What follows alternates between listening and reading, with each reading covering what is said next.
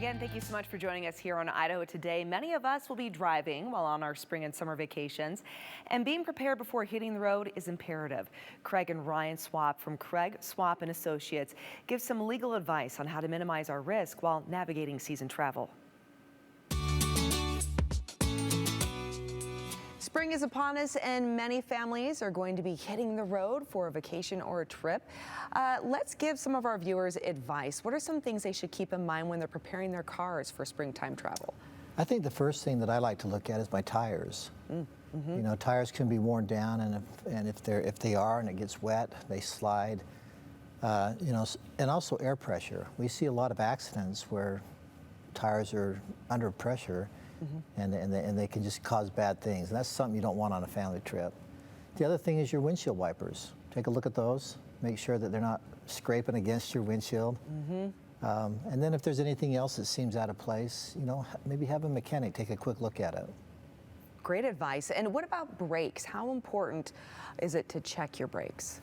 Well, brakes are, of course, you know, very important. I think one of the things that folks don't realize is that, you know, especially moving into the warmer weather, there's a lot more cars on the road, and you're going to have many opportunities where you got to stop in a pretty quick manner. And so, if your brakes are not in a proper condition, that can prevent you from doing that, and that's how rear-end accidents happen. So, they're very important to keep maintained.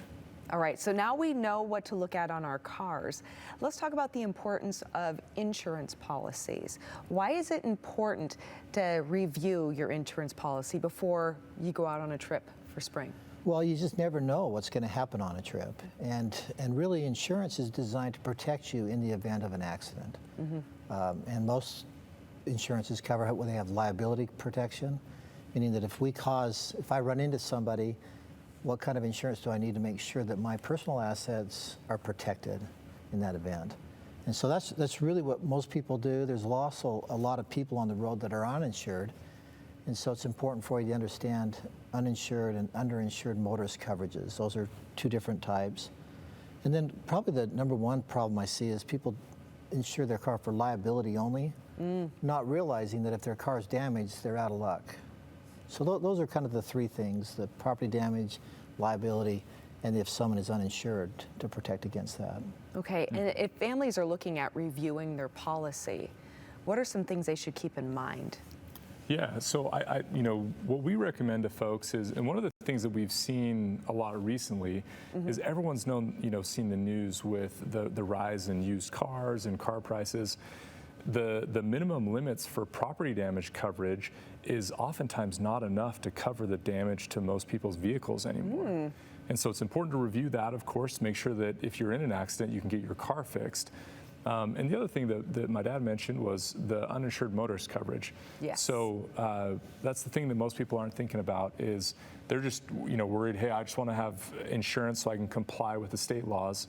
But they don't realize that, hey, there's a lot of people out on the road that don't have insurance, and when they hit you and you get hurt and there's not enough insurance on their side to cover it, you're out of luck at that point. And so you want to be able to protect yourself by making sure you have that uninsured and underinsured coverage. Some great advice right there, really good points.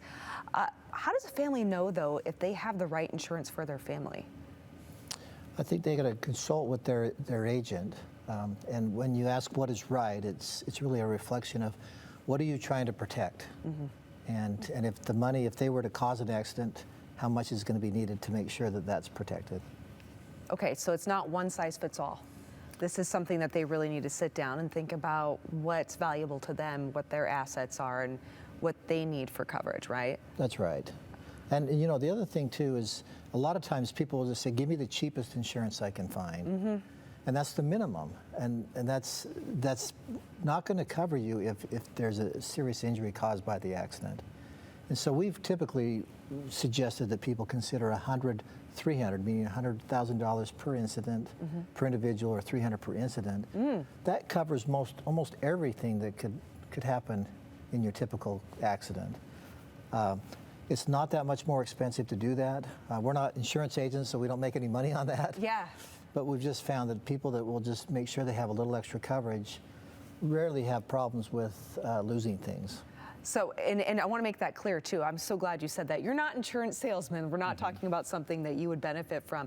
You're giving some legal advice. You've seen this from the other side of the table when someone is in trouble and they have had the unfortunate situation of an accident, and then they discover that they've been paying all these premiums and it doesn't in return help them the way that they had hoped it would have, right? Yeah, it happens way too often. Oh my goodness, yes.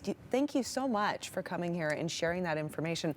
I hope families are now better prepared to go and have a safe and great spring travel. But if they do need more information, where do they go? Yeah, well, our website's a great resource. It's craigswap.com, or they can reach us at 208-999-9999. Wonderful, gentlemen. Thank you so much. Thank you.